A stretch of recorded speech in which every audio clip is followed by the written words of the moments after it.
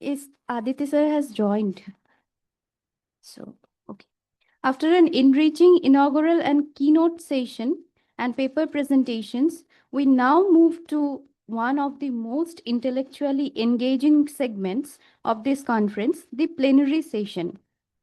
The theme of our conference, Negotiating Cultural Traditions, War Narratives, and the Post Truth Condition, compels us to reflect deeply on how histories are remembered, how wars are narrated, how traditions are reinterpreted, and how truth itself is increasingly contested in the contemporary media saturated world. In this context, today's plenary session becomes especially significant as it brings together scholarship that critically examine culture, conflict, communication, and credibility in our time. It is my proud privilege to introduce the chair of this plenary session, Dr. Aditya Kumar Shukla. We are really glad to have you as the speaker of this session, sir. Dr. Shukla is a distinguished media education professional with over 15 years of experience in teaching, research, administration, and industry. He holds a PhD and is UGC NET qualified in journalism and mass communication. He is prominent member of the GNI India training network on fact checking and has been extensively trained in visual verification, geolocation verification, data verification, and climate change misinformation verification. He is also a certified trainer under the Fact and Fit Health Fact Checking India network and has trained nearly 1,000 students and faculty members across India in combating misinformation. Dr. Shukla has served as a consultant for developing a media literacy course for Learn to Discern Academy, India, supported by the US Embassy and launched by IREX Washington. He has developed SWAM courses including media management, advertising and public relations, and corporate communication and event management in collaboration with IIM Bangalore. He is the founder editor of the Scopus Index Journal, Journal of Content, Community and Communication, has edited 6 reference books and published 32 research papers, including 12 Scopus indexed publications. His scholarly contributions have earned significant citations, reflecting his growing academic impact. He is associated with prestigious academic networks such as IAMCR, the International Communication Association, Vignana Bharati, and the Creative Commons Global Network, and serves as a reviewer for several reputed international journals. Given the contemporary relevance of media literacy, misinformation, and the post-truth condition, Dr. Shukla's presence as speaker of this session is both timely and profoundly meaningful. Sir, the stage is yours. I hope that I'm audible to you. Yes, sir. Thank you. Thank you very much for this wonderful introduction, and thank you for the organizers for inviting me here. The topic of this session is negotiating cultural traditions and war narratives and the post-truth conditions. Okay, if you see the scenario in media and other aspects, even in the literature also, and in the films specifically, you will see that how the narratives are set. Okay, so we will start with the war conditions. There is one very prominent question we can begin this talk with. Who owns the story of a war? Who? Is it a state, the victors, the victims, the media, or the algorithms? This is a very pertinent question if we talk about on this particular issue. We might have seen a lot of things like the narratives are now algorithm driven, and the state is owning the bar stories. Today, if you see the bar, wars are not only fought on battlefield, they are also fought in archives, films, museums, even in classrooms also, and Twitter feeds, which is X now, WhatsApp groups too. We have seen these things during this conflict, Pakistan conflicts and the Operation Sindoor also. They are also fought through cultural traditions and contested memories too. So if you talk about the specifically on this topic, that this talk is going to explore the three interconnected things. One is cultural traditions, another is war narratives, then the post-truth conditions. So cultural traditions is what? How societies are preserve identity and the meaning, even it is related with the war also. Okay, if you see the memories of World War II or World War First, all are there in the archives in the museums. People are preserving those things. Even if you see the Indian independence fight, it is also preserved in many places in India. War narratives, how conflicts are remembered and represented in across media platforms, even across discussions in conferences, in seminars, in symposia, everywhere. And the post-truth conditions, how emotional and ideological narratives override factual consensus, right? How these things are just going to dominate the narrative. Okay. So, what is the central argument if we talk about in this particular topic? Is the post-truth era war narratives are increasingly shaped not by historical evidence alone, but by cultural memory, political identity, and algorithmic amplification nowadays in the digital era. So, let's now see that the cultural traditions and the collective memory. So, cultural traditions are not a static inheritance. They are negotiated, selective reconstructions of the past. This is my assumption. Maybe people might differ from this. So, traditions help societies what to do. They define heroes, define villains, then create continuity, then legitimate power, then justify power action. And war often becomes central to national tradition. We remember wars actually. Uh, if you see the example of World War II, it is remembered differently across nations. If you see in Russia, the Great Patriotic War, a narrative of sacrifice and heroism. In US, the Good War, moral clarity and democratic things. In Germany, a narrative of guilt, renocking and responsibility. Same war, different traditions, different moral frameworks people are framing. So, bar narratives have also been used as a political instrument in different countries and different nations. So, specifically, the war narratives are not neutral recollections, they are strategic tools. What they shape national identity, they shape foreign policy, wars shape military legitimacy, among sometimes the victimhood claims also. Okay, we can take the example from the Vietnam War. That war has competing narratives. In US, a tragic mistake or something people think sometime. In Vietnam, a liberation struggle against imperialism. So film, literature, and other things continuously negotiate its meaning, and they are just putting across the different meanings of the different wars. And war memory evolved with the political needs. Every time people try to put it in different contexts, different narratives. Uh, let's enter in the post-truth era, where generally people say that we are living in the post-truth era. And it refers to the condition where objective facts are less influencer in shaping public opinion than appeals to emotion and personal beliefs. We generally have different personal beliefs, different emotions for different ideologies, even for the different narratives. So that post-truth conditions are designed by those particular emotions and personal beliefs. So in this environment, emotional authenticity trumps archival evidence, viral repetition trumps scholarly consensus, then visual impact trumps contextual complexity. Why this matters for the war narratives? Why this post-truth condition is really helpful for the war narratives? You know that the wars are emotionally charged continuously, because if you see, our emotions are connected with a few things.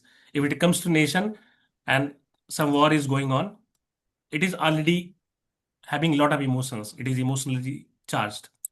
Then the digital media now intensifies that particular charge, and you are continuously seeing the different narratives coming across the countries.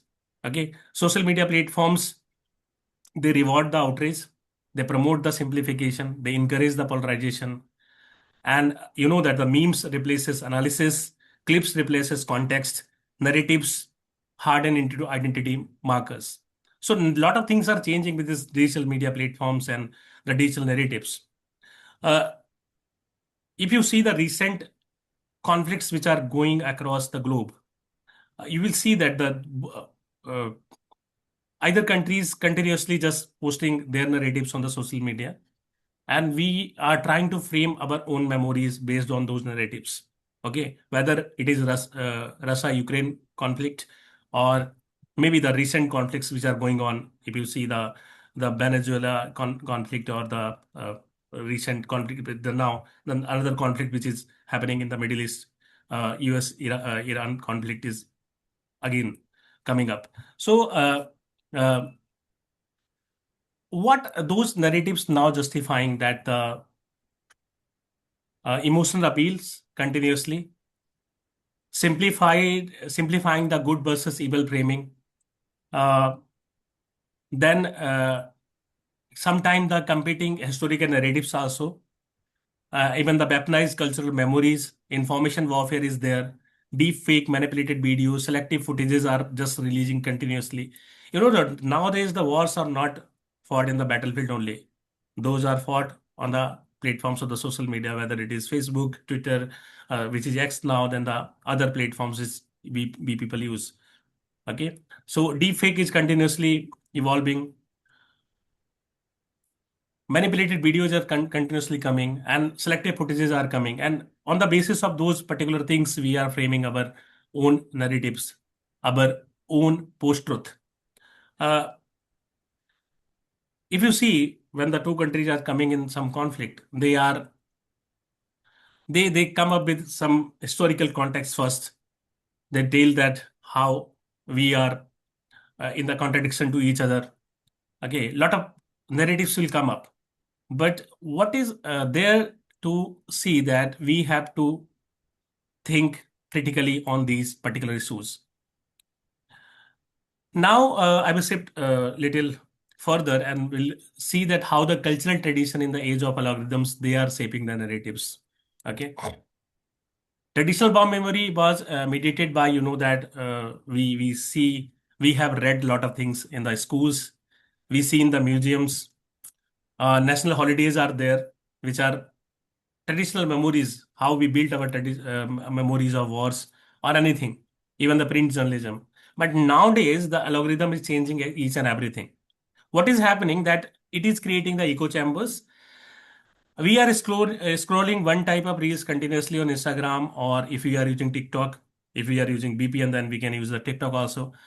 And if we are seeing the Facebook platforms, news or the stories or anything, it is creating an echo chamber. And we are in the trap of that particular echo chamber, and we are continuously coming up uh, with continuously seeing the same and similar thoughts, same narratives in our feed. When we are continuously in the trap of that particular feed, we are creating our different type of memory, which might not be true, or which might not be the truth of that particular condition. Uh, in this condition, the personalized truth streams, emotional reinforcement loops are coming up. What is happening now, if we see that how the traditions are changing, now the traditions are becoming mimified, traditions of the memories is fragmented, and we are also weaponizing those particular things. Uh, Now, what is happening in all across this particular social media platforms? The authority of historians competes with the influencers now. Any influencer is coming and he or she is giving you some particular thought, and if you are following the same particular ideology, you will be in the trap of that particular echo chamber. This is how the things are creating in the social media domains. Uh, why now the ethical stake in this condition? What must be the ethical stake? Why does this matter? Because war narratives shape whether wars start, whether they continue, whether reconciliation is possible.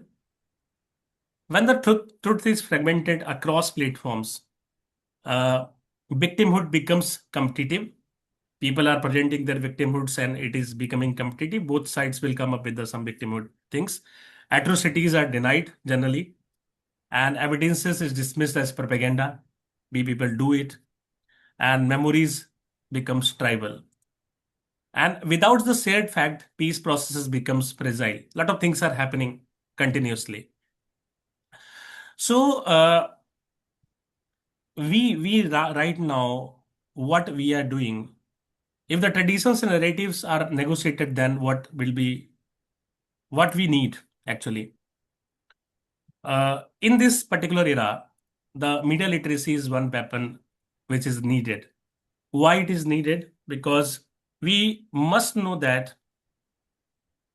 how to utilize particular information. We must differentiate between information and news. Every information is not news. Okay, so how to use media critically, how to use media effectively, how to segregate between narratives, propaganda, and the truth. This must be known to us.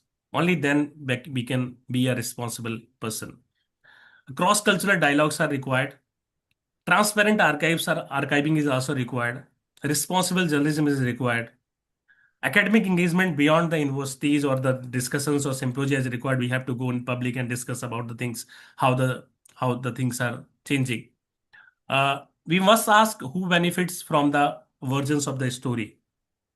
Different versions are coming up. So, as a critical person, as a democratic person, as a neutral person, we must ask because I know that everyone is dominated by or driven by some ideologies. But the thing is that who benefits from the versions of the stories? This is the pertinent question we have to ask. If some story is coming to us, you are reading that, you are seeing that, who is going to be benefited? Who is the actor behind that? What voices are excluded? We have to just judge that which type of voices are excluded. Are we seeing only one side narrative? Are we seeing only one voice? Why? What evidences is suppressed? The facts are suppressed. Why those facts are ignored? Why those facts are not there? So we have to see that those things also. So, uh, dear participants and the fellow researchers, and we live in a time where war narratives are contested. We know it, and truth itself is politicized. The political actors, they are using truth as per their need. So, but this does not mean that truth is disappearing. It disappears. It means uh, truth becomes a site of struggle. We have to see that in this particular era. So, to negotiate cultural traditions responsibly in the post-truth age, what requires? It requires historical rigor. But what is happening, you know that a lot of debates are going on how the Indian history has been written, how we have written the history of India. Ethical imagination is required. We have to be ethically see that. Institutional courage is also required, and digital and media literacy is required. Uh, you know that when we live in a competitive world where uh, the things are driven by only three prominent players, uh, it may be the equipments of war, the one, then the oil, and the nowadays you can see the data, those who are dominating the data. So a war may be inevitable in the human history, uh, but the memory, distorted memory, does not have to be. So we people have to think that how to create the truthful memories of the war and how to create truthful narratives in this post-truth era. So thank you very much from my side. We can have the questions and we can discuss.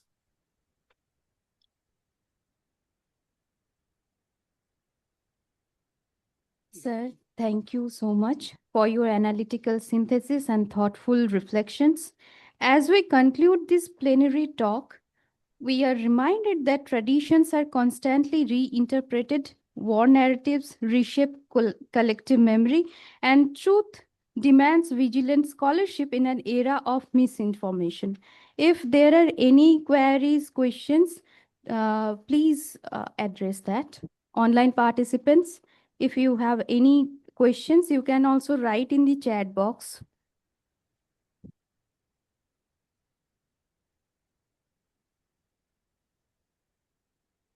You can also unmute yourself and ask the question.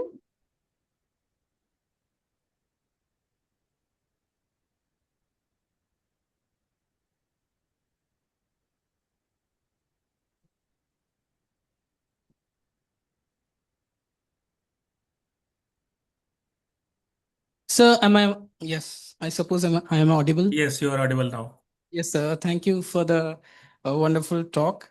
I was listening to your talk very intensely since I'm interested in the post-truth condition.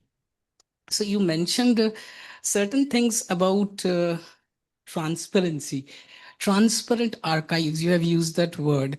So when we are talking about transparency, so what kind of transparency we can talk about when the power is in play?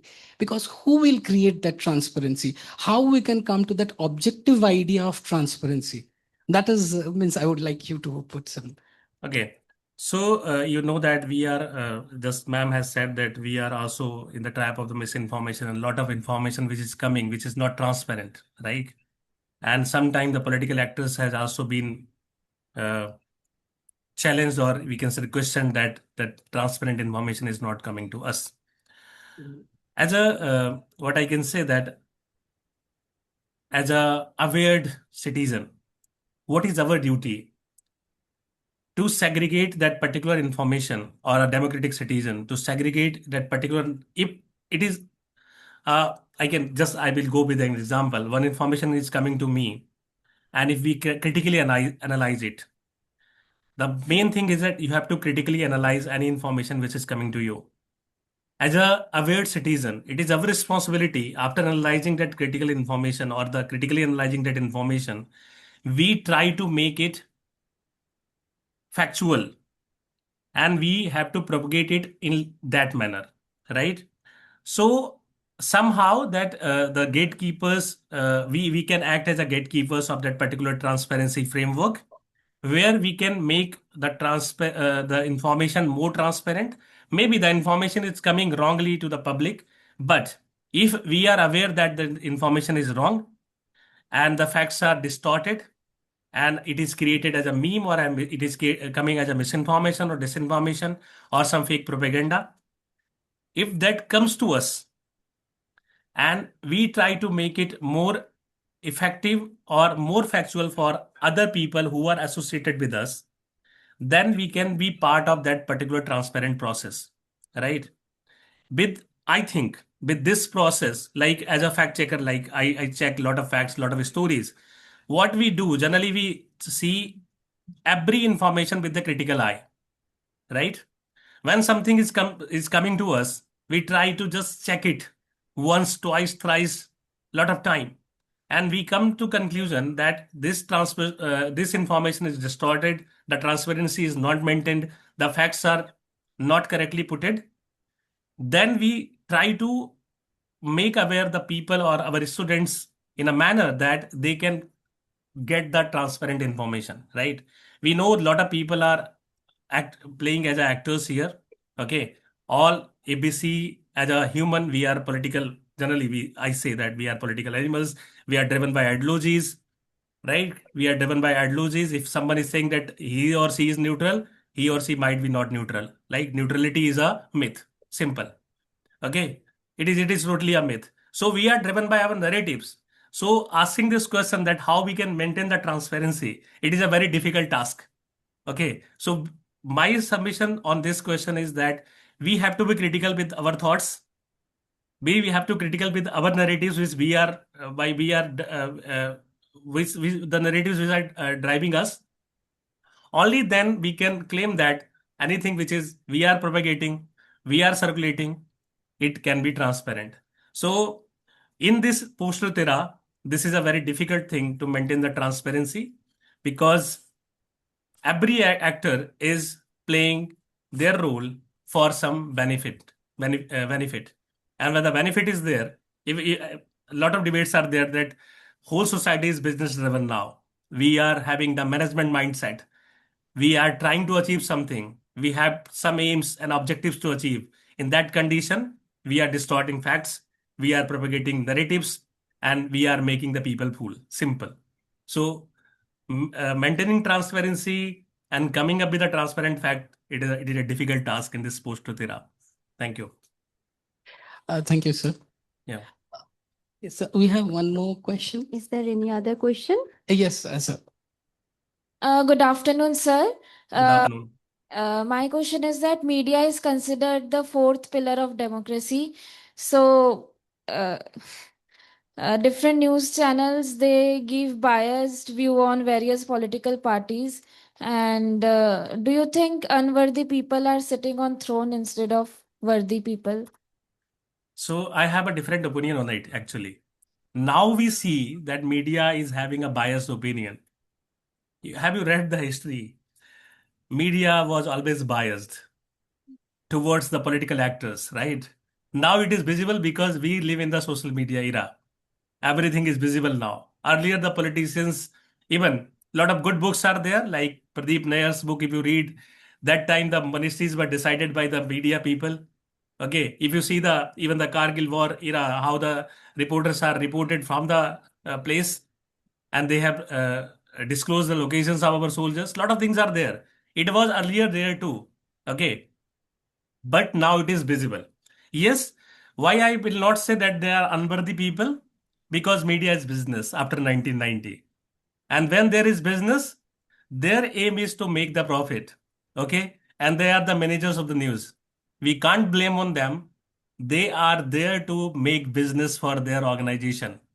Okay, and that business is coming with the biased opinion, that is okay for them, because they simply anywhere in any management company or anywhere, people are giving some targets. The targets are there with the media people also, so they are achieving their targets with a biased opinion. Now it is visible to us, so we have to decide that where to go, what to follow, what not to follow. It's totally your own decision. They are there to make business. Thank you. Thank you, Thank sir. you, sir.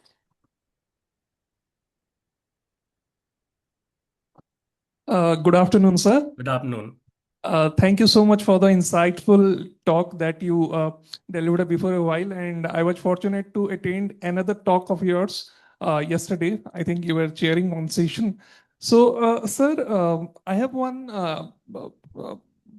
very little query about this thing, what pertaining to my colleague actually told, that post-truth is a rejection of facts and biased by confirmation, as you told, and the person who is in discourse or power is converting truth to suit their benefit.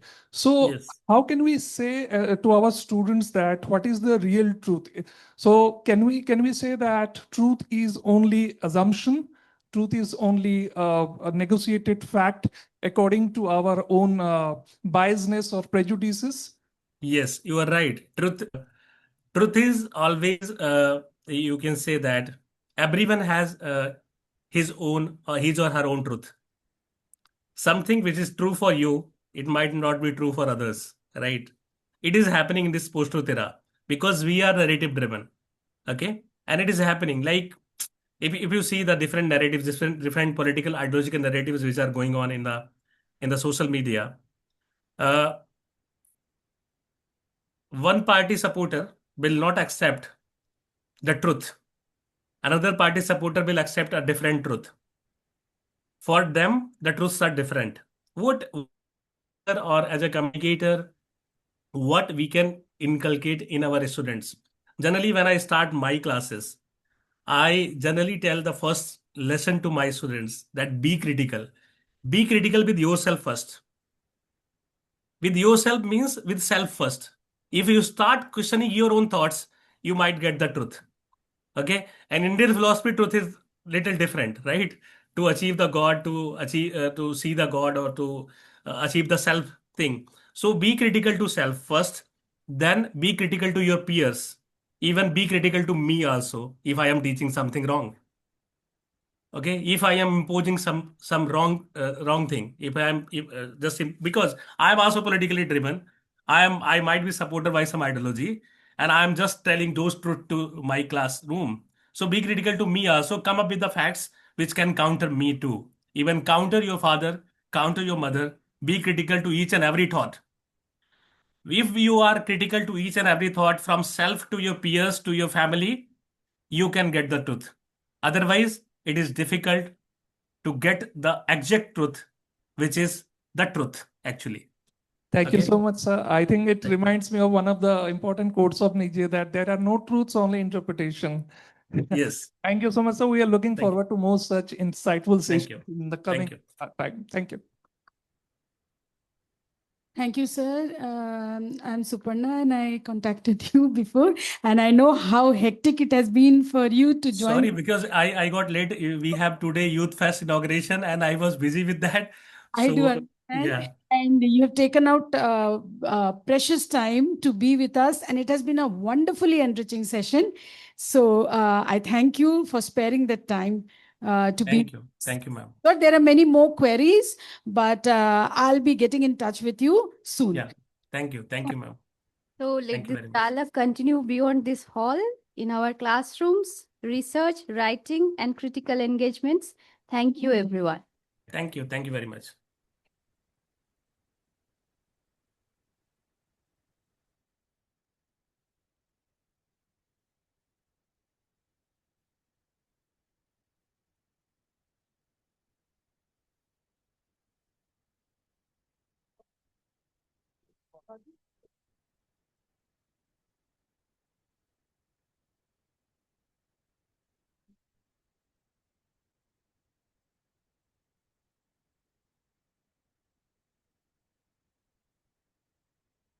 International Conference hosted by Amity School of Languages, Amity University, Chhattisgarh.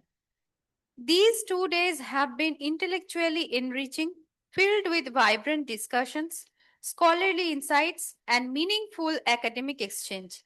As we gather here in the seminar hall, we come together not just to conclude an event, but to celebrate a successful academic journey. It is my proud privilege to welcome our esteemed dignitaries. Honorable Vice Chancellor Professor Piyush Kant Pandey, sir. Honorable Pro Vice Chancellor Madam Professor Sumita Dave, ma'am. And she will be joining us within some minutes. Our Honorable Chief Guest, Professor Chidananda Bhattacharya, Professor, Department of English, Rabindra Bharati University, West Bengal. Distinguished faculty members, delegates, research scholars, online participants, and our students. We are truly honored by your gracious presence. Let us begin this solemn occasion by invoking the spirit of nation.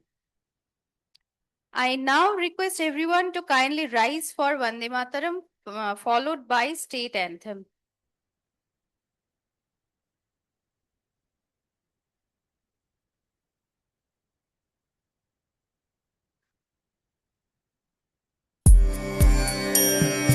Vande Mataram Vande Mataram सुजला सुफला मलयज शीतला सस्यश्यामला मातरम् वन्दे मातरम् शुभ्रज्योत्स्ना पुलकितयामिनी पुल्लकुसुमित द्रुमदलशोभिनी सुहासिनी सुमधुरभाषिणी सुखदां वरदां मातरम् वन्दे मातरम् वन्दे मातरम्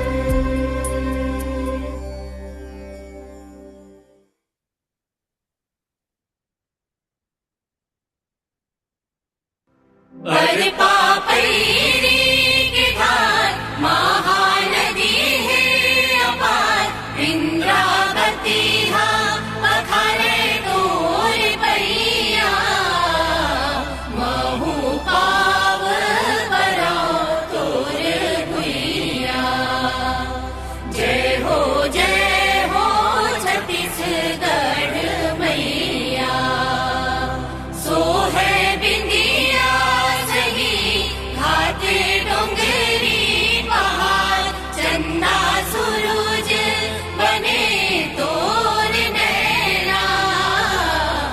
धाने के संग युगलक हरियर रंग तोरे बोली जैसे सुखर मैना अजरा तोरे डोलाए पूरवैया महू पाव परो तोरे भुइया जय हो छत्तीसगढ़ मैया।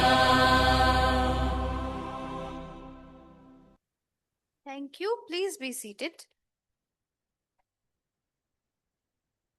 Over the past 2 days, we have witnessed thought-provoking paper presentation, stimulating panel discussions, and enriching keynote session. To present a comprehensive report of the conference proceedings, I now invite Dr. Suparna Karkun Madam to share the highlights of this academic endeavor.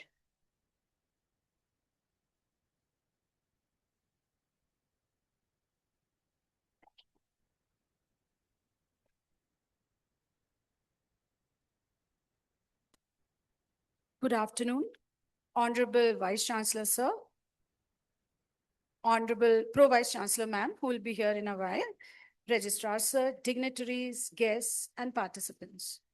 It gives me immense pleasure to present before you the conference report of this international conference on negotiating cultural traditions, war narratives, and the post-truth condition. The intersection of cultural traditions, war narratives, and the post-truth condition presents a critical field of inquiry for contemporary scholarship. Cultural traditions, long regarded as repositories of collective identity, are increasingly mobilized within the discourses of conflict and resistance. War narratives, whether articulated through historiography, literature, or media, function not only as accounts of violence, but as instruments of memory, ideology, and power. In the post-truth era, characterized by the erosion of epistemic authority, these narratives are subject to reinterpretation, distortion, and strategic deployment. This conference was conceptualized to situate the discussions within theoretical frameworks of cultural studies, memory, and media theory, emphasizing the need for rigorous analysis of how meaning is constructed and contested in conditions of epistemic instability.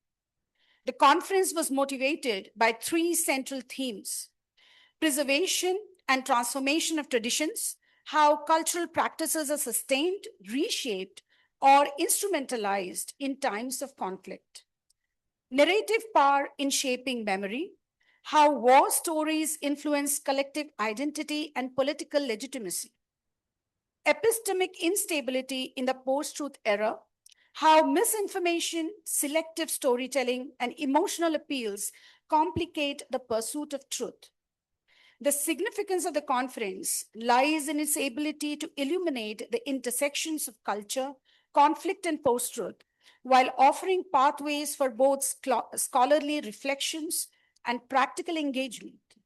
It offers distinct benefits to multiple groups, ensuring its relevance beyond academic circles, to scholars and researchers, educators and students, policymakers and cultural institutions, media professionals and journalists, both in the civil society and the public.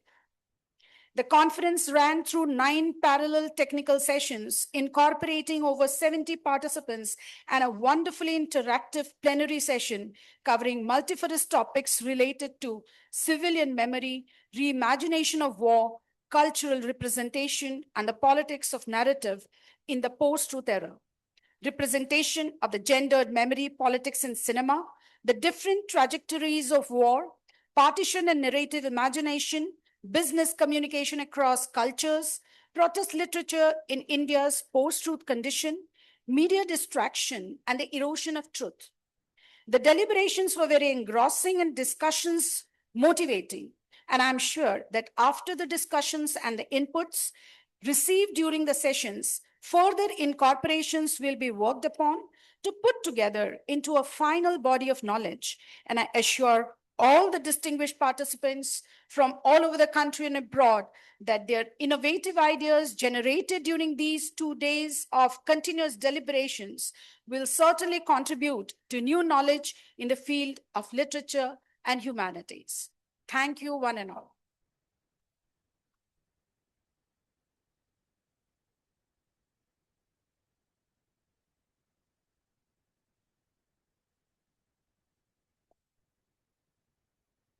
Thank you, ma'am.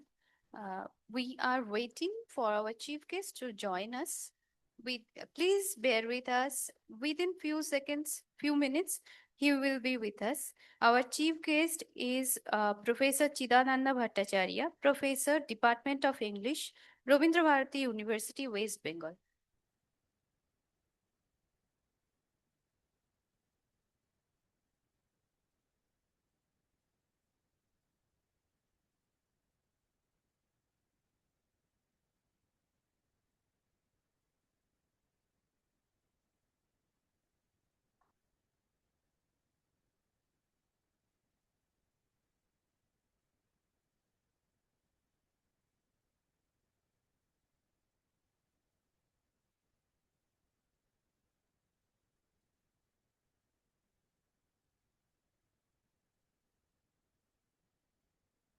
As a chief guest today is facing certain technical issues, we would like to move ahead since the participants have come from far off places. So may we now move ahead with the next thing. We are truly honored to invite our Honorable Vice Chancellor, Professor Piyush Kant Pandey, sir, whose leadership continues to shape the academic landscape of Amity University, Chhattisgarh. Sir, we humbly request you to deliver the presidential address.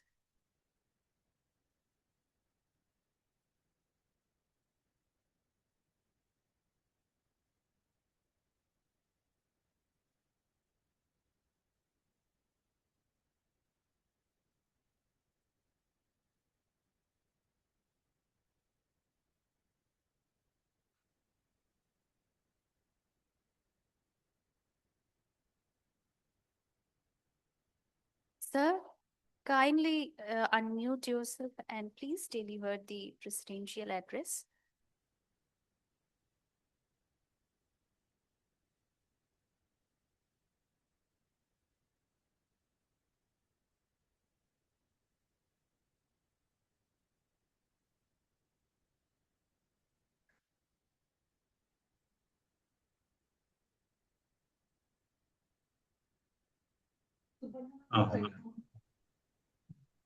Hello. Yes, sir. You are audible. Yeah. Sorry, there was some glitch and it was not getting unmuted from my side. So thank you, madam. And it's really a matter of great pleasure for me that such a wonderful international conference is coming to its culmination point. And I was also very happy that tens of papers from the different parts of the country and abroad have been presented here, deliberated here. Also, I could see a wonderful and very illustrious luminaries in being a part of this international conference. And I could see one basic theme in each one of them's address, and also the deliberations which have taken place. Also, the souvenir which I saw is that the student of today, the writers of today, the teachers of today, and particularly amities to system are very well aware that what is expected from the, their particular class of the people. They have taken the whole, issue of promoting, first of all, cultural identities. Secondly, what is the post-truth in the event of war phenomena. Everything has been discussed so threadbare, so nicely and so positively that it has given a lasting impression on my mind. I was also present during the inaugural function, and there also I could see that all the people who are present and even the students and the researchers who are a part of this international conference, they are aware that what role do they play.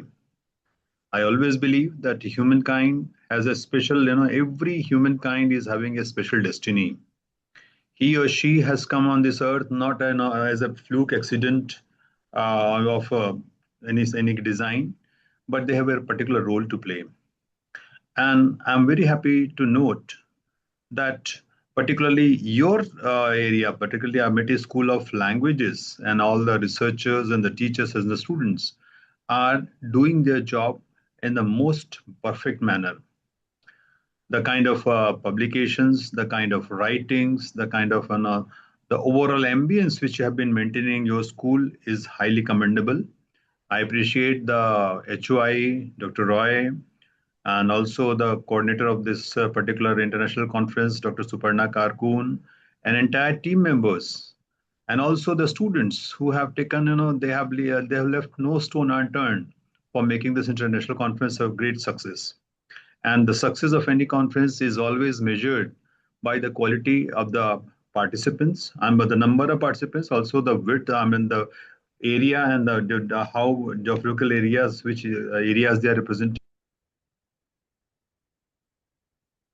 Number point of view also, and the quality of the presentations and the quality of the papers which was received is highly commendable. So I'm very happy that the Amity University, Amity system, where our founder president, Dr. Ashok Chauhan, our chairman, Dr. Aseem Chauhan, and our chancellor, Dr. Selvamurthy, they always promote a culture of the quality and a culture of authenticity. And on those standards, this international conference has certainly come wonderfully true. I'm very happy that me and my Pro VC, Dr. Dave, who's incidentally sitting with me because we are preparing for convocation, which is going to happen tomorrow, day after tomorrow. So that's why I am now addressing you online at this moment. I'm also very happy that I think the guest of the honor for this particular validity function is also a very illustrious person. So I welcome and I'm looking forward to hearing from him also. And my best wishes to all the participants, all the students, and all the organizers. And I congratulate each one of you from the core of my heart. Thank you. Thank you so much, sir, for your inspiring words. Now, we move towards participant reflection. I invite a few delegates to kindly share their feedback and experience of the conference. Online and offline participants, please, if you share your reflection regarding this conference, we will be glad. The online participants, you can unmute yourself and say some words, or else you can also write in the chat box.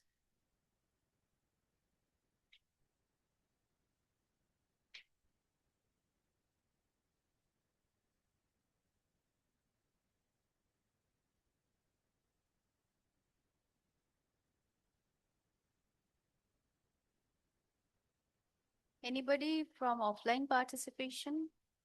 Anybody have joined? Okay, Sonakshi is here.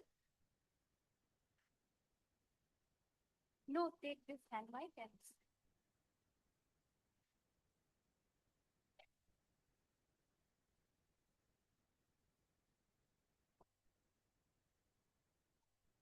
This was my life's first international conference, and I'm so glad that Amity University Chhattisgarh, from where I have done my bachelor's honors in English, has arranged this entire conference. I feel so happy to be a part of it. Thank you. thank you, Sonakshi. Yes, sir. Please go ahead. Good afternoon, everyone. My name is Harsh Mishra, Assistant Professor from SSIPMT Raipur. And I've attended a lot of conferences, but this conference has something special. I like the discussion sessions as well after the presentations. The discussions give the conference, the papers, its value, I can say, and it also provides us with a thinking which gives birth to new kind of areas and other specifications, a research paper can give birth to another research paper with the help of discussions. So that is my feedback. I like that. And thank you. Thank you so much. Anyone else want to share their reflection?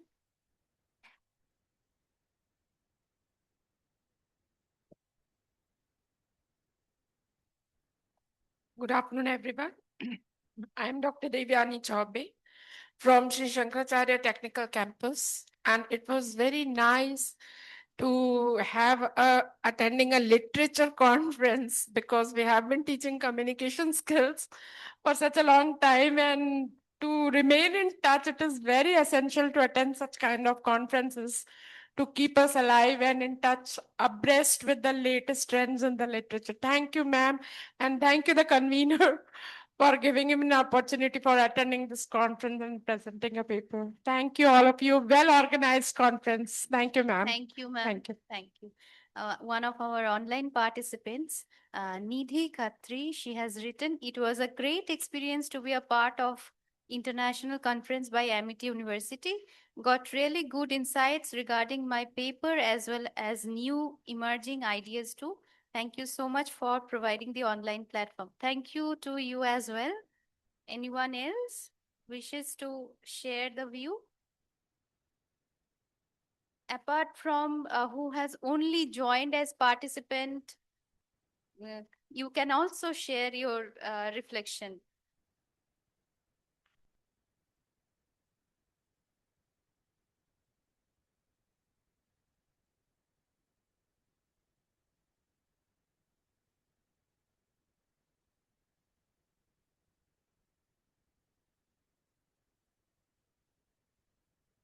Our chief guest is unable to join us due to some technical glitches, but he has given a recorded voice message. We are playing that shortly. Please be patient with us.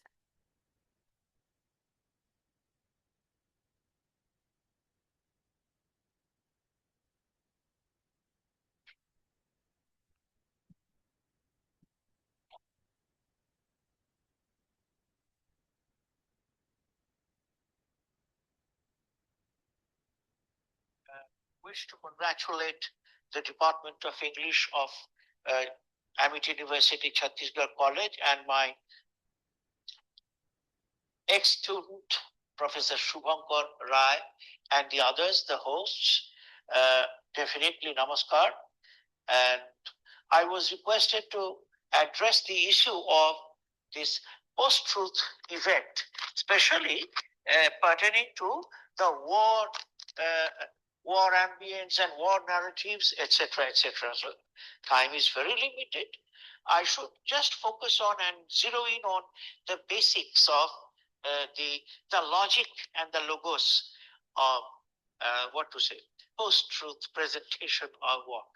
It's a very intelligent renaming of an ancient practice, which to my understanding is called artful disinformation and making up of the whole thing, where the truth is overpowered by, the objective truth is overpowered by, engineered by, perverted and warped by motivated intelligence at work to give a new picture, a fanciful, in fact, a lie, a deceitful picture of what really happened, the scenario of war. For example, Vietnam was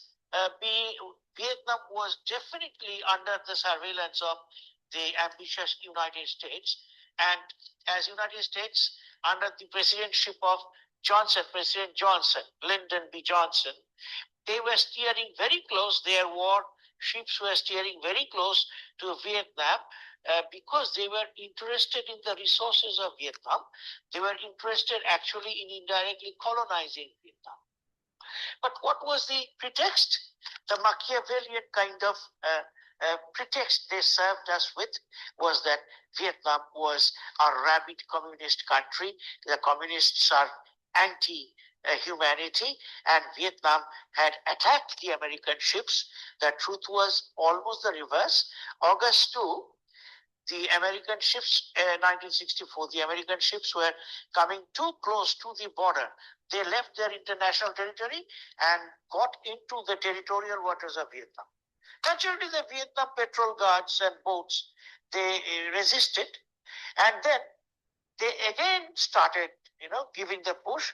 August 4, American warships claimed, and it is a doubtful claim, that again for a second time, the Vietnamese petrol boats again attacked them, and then it escalated into war. So the onus is on Vietnam. But the actual truth is much less palatable. Now, why did America do it?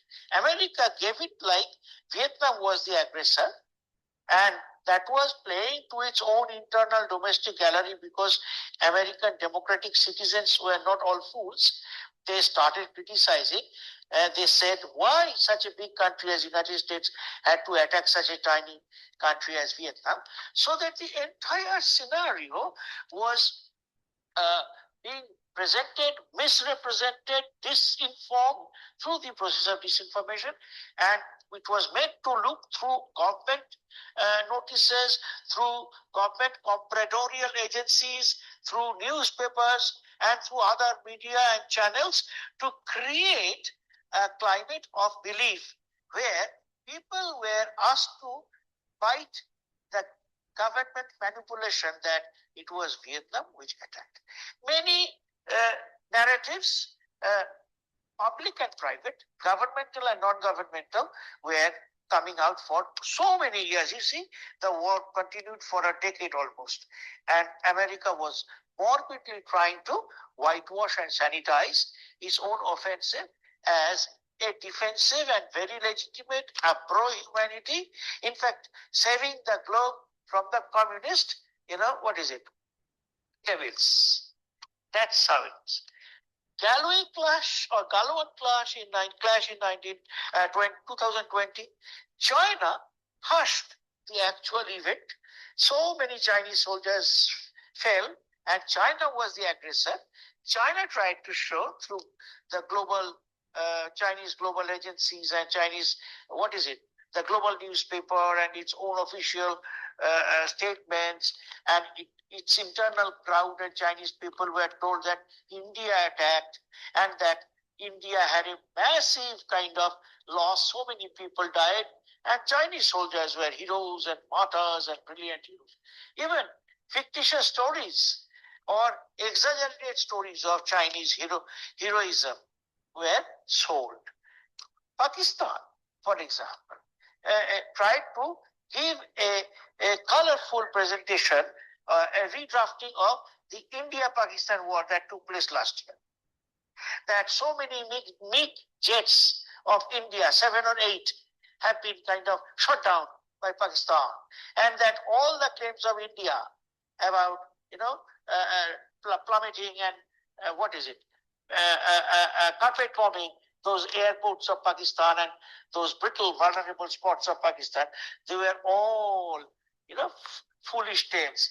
And concocted stories, old clips of airplane attacks were passed off as contemporary attacks, late attacks. Now, instances can multiply. I can go back to Second World War and the Iraq War. The real thing is oil. America wants oil. But what is the bad name? When you want to kill a man, give him a bad name and hang him. Saddam Hussein was a mad maniac who had created a super bomb. Naturally, America had to intervene. No, America had to claim the fields, not the battlefields, but the oil fields of Iraq. The same thing has been going on in, Venezuela. Hugo Chavez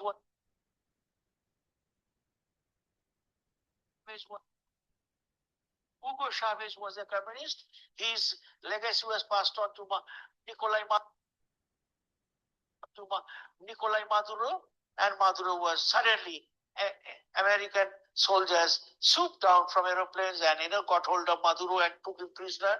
And as if Maduro was a drug lord, Maduro was a drug lord, he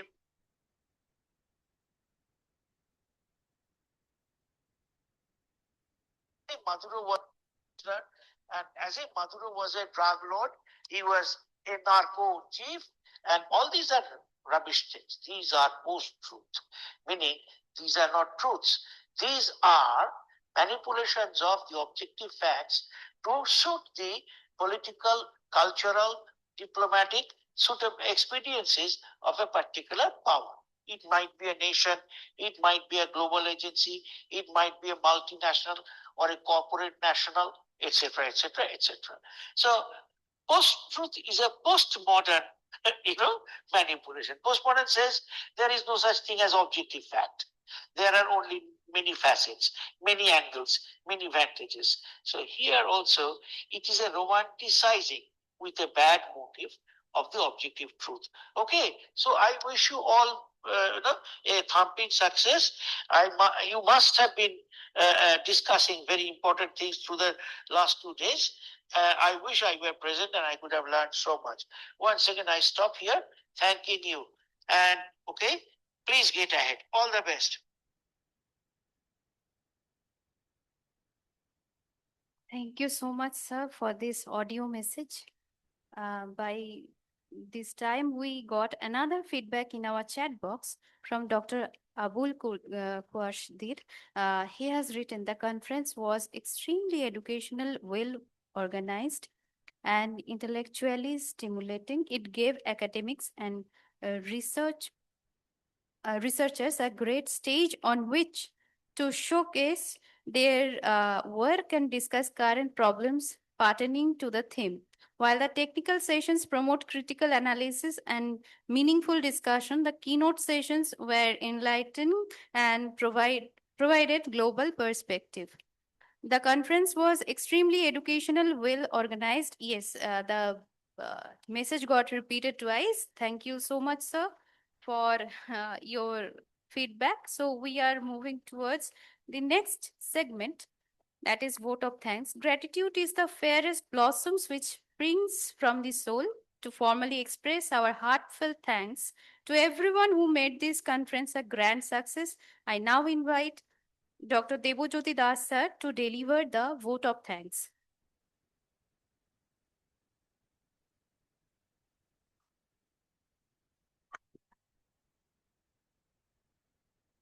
With the blessings of our Honorable Founder President Sir, Honorable Chairman Sir, Honorable Chancellor Sir, distinguished Chief Guest, respected Pro VC, Ma'am, honored speakers, session chairs, faculty members, delegates, research scholars, and dear students. On behalf of Amity School of Languages, Amity University, Chhattisgarh, it is my proud privilege to present the vote of thanks for the valedictory session of the International Conference on Negotiating Cultural Tradition, War Narratives, and the Post-Truth Condition. As we conclude this enriching two-day academic engagement, I would like to express our deepest gratitude to Professor Piyush Kant Pandey, Honorable Vice Chancellor, Amity University, Chhattisgarh, for his visionary leadership, constant encouragement, and unwavering support in promoting a culture of academic excellence and research at our university. I would like to express my heartfelt gratitude to Dr. Chidananda Bhattacharya, Professor, Rabindra Bharati University, for his valuable and insightful contribution to this conference. My sincere appreciation go to Professor Sumita Dave Ma'am, Honorable Pro Vice Chancellor, for her continuous academic guidance and encouragement. I also acknowledge with gratitude the support and leadership of Dr. Shubhankar Roy, HOI in charge, Amity School of Languages, whose commitment and dedication have been instrumental in the seamless execution of this international conference. I wish to sincerely thank our distinguished speakers, keynote experts, and session chairs whose scholarly insights, critical reflections, and thought-provoking deliberations have significantly enriched our understanding of cultural tradition, war narratives, and the complexities of the post-truth era. Your intellectual contribution have elevated the academic standards of this conference. I wholeheartedly thank the organizing committee, faculty members, and our enthusiastic students, student volunteers for their tireless effort, meticulous planning, and unwavering commitment. Your teamwork, coordination, and dedication ensured that every session progressed smoothly and successfully. I would like to extend special thanks to Mr. Simanto Dev for his creative effort in designing the cover page of the book of abstracts. His thoughtful design has added aesthetic value and professionalism to our publication. I would also like to acknowledge the IT department for their excellent technical assistance throughout the conference. Our appreciation extends to the administrative department and supporting staff for their efficiency in managing logistics and hospitality. Special thanks to Amity School of Communication for their professional media coverage and documentation of the event. We are deeply grateful to all delegates, academicians, researchers, and participants from across the country and abroad for their active engagement, stimulating discussions, and valuable scholarly contributions. Your presence and participation have truly made this conference a vibrant academic forum. With these words, I once again extend my sincere thanks to everyone who has directly or indirectly contributed to the successful completion of this international conference. May the ideas exchanged here continue to inspire research, dialogue, and collaboration in the years to come. Thank you, everyone.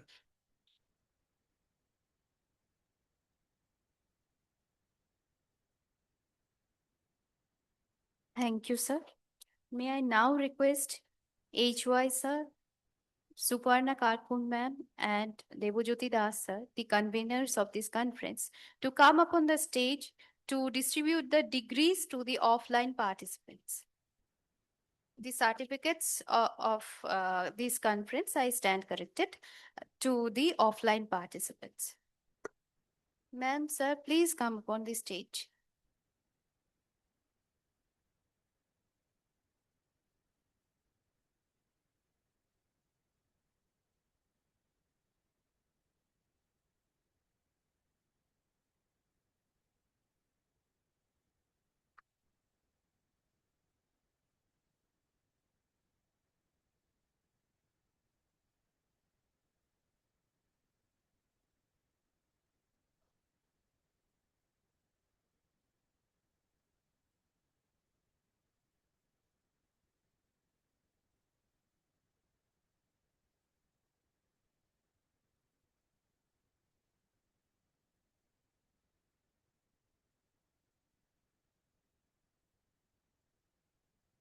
First, paper presenter of offline session was Adrika Kumari.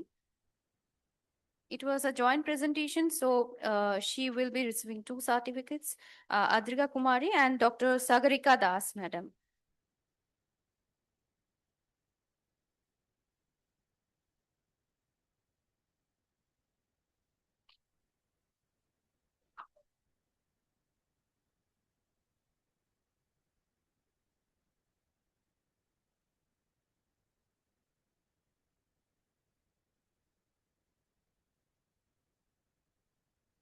Next is Dr. Devyani Chaube, madam.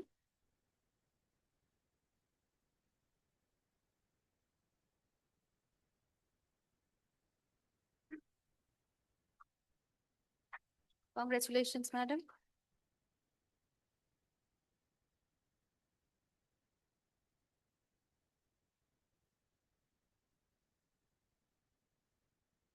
Next is Tanya Srivastav.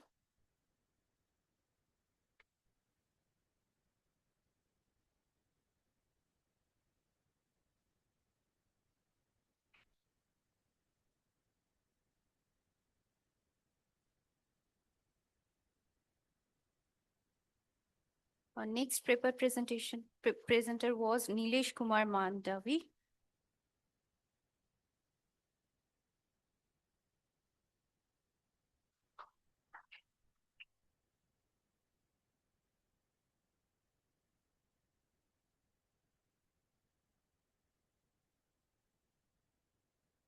Next, we would like to call Harsh Mishra.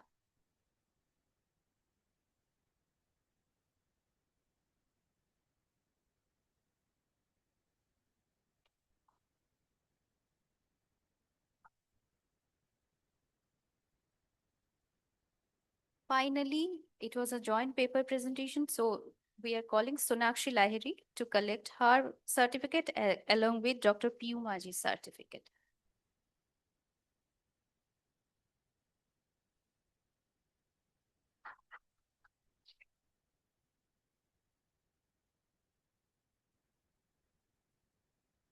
Thank you everyone for coming offline. At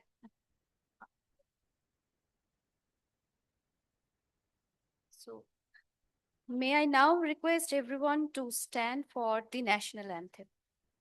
Please rise.